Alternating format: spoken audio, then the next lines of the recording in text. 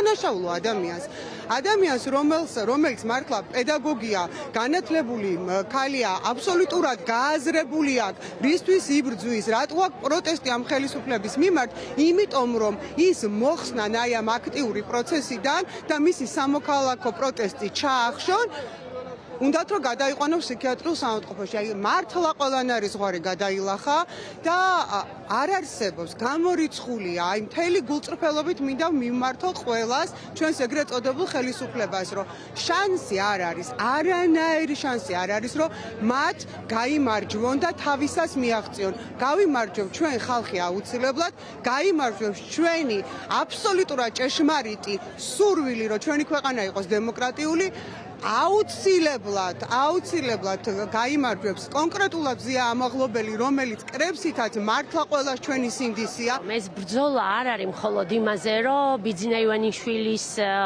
რეჟიმი დასრულდეს.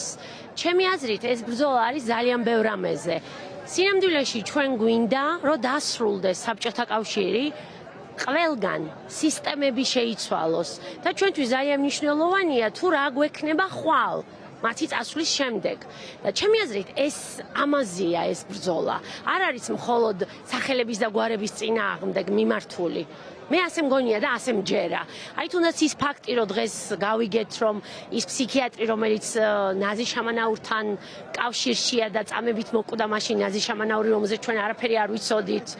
ფაქტობრივად არსად წასულან ეს ადამიანები ისევ იმ სისტემაში არიან და დღეს ქალბატონი ნინო დათაშვილის წინააღმდეგ ისევ რაღაც იარაღად უნდათ რომ გამოიყენონ ეს ყველაფერი. დღევანდელი აქცია სწორედ ამას ეხება რომ ჩვენ აღარ დაუშვებთ არასდროს საქართველოში საბჭოთა ტერორს, რასაც დღევანდელი ხელისუფლება ნაბიჯ სულ უფრო და უფრო ამკვიდრებს და ცდილობს ამით ჩვენს დაშინებას. ჩვენ ამას ნამდვილად არ დაუშვებთ. აი დღეს სწორედ ამის სათქმელად ვართ აქ შეკრებილები.